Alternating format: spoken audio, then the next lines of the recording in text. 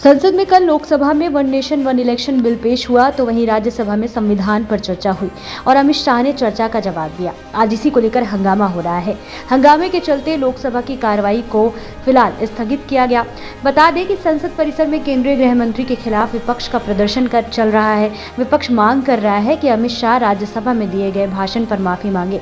विपक्ष का आरोप है कि अमित शाह ने बाबा साहेब अम्बेडकर का अपमान किया था। संविधान पर बहस के दौरान राज्यसभा में केंद्रीय गृह मंत्री के भाषण पर राज्यसभा के नेता प्रतिपक्ष और कांग्रेस सांसद मल्लिकार्जुन खड़गे ने कहा है कि उन्होंने बाबा साहेब अम्बेडकर और संविधान का अपमान किया है। उन्हें देश के लोगों से माफी मांगनी चाहिए। उन्हें अपने पद से इस्तीफा दे देना चाहिए। संविधान पर बहस के दौरान राज्यसभा में केंद्रीय गृह मंत्री अमित शाह के भाषण पर कांग्रेस सांसद प्रमोद तिवारी ने कहा है कि डॉक्टर बी.आर. अम्बेडकर जी संविधान के निर्माता है।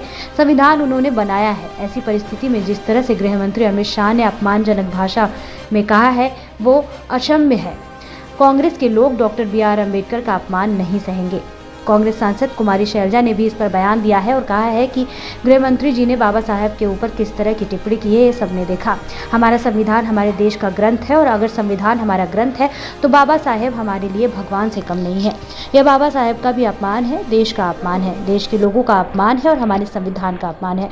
आपको बता दें कि गृह मंत्री अमित शाह ने कल संसद में अम्बेडकर के लिए बयान दिया था। उन्होंने कहा था कि कांग्रेस जितना अम्बेडकर कहती है अगर उतना भगवान का नाम ले लेती तो 7 जन्मों तक उन्हें भगवान मिल जाते। अब इस पर कांग्रेस ने अमित शाह के इस्तीफे की मांग की है और साथ ही साथ संसद पर लगातार प्रदर्शन कर रही है और कांग्रेस के कई नेताओं ने अमित शाह के इस बयान पर उन पर तंज कसा है।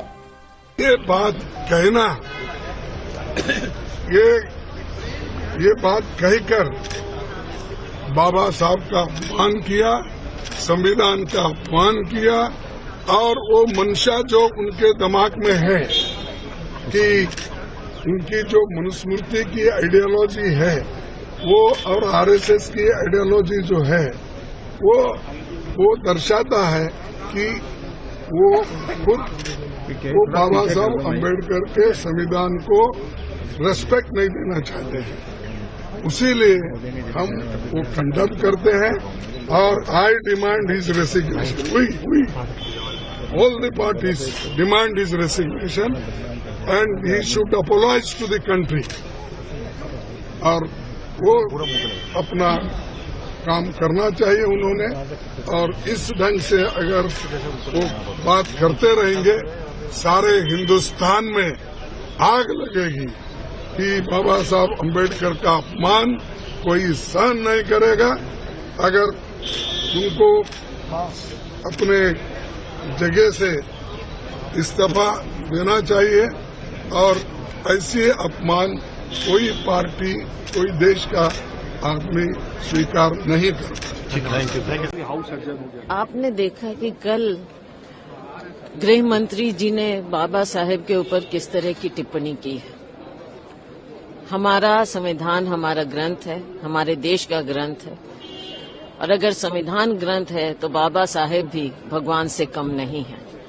ऐसी छोटी सोच की टिप्पणी करना बाबा साहेब के बारे में बाबा साहेब का भी अपमान है, देश का अपमान है, देश के लोगों का अपमान है और हमारे संविधान का अपमान है। देखिए, अम्बेडकर जी संविधान के निर्माता है, संविधान उन्होंने बनाया है। ऐसी परिस्थिति में जिस तरीके से अपमानजनक टोन में, अपमानजनक भाषा में अमित शाह जी ने कहा है वो अक्षम्य है।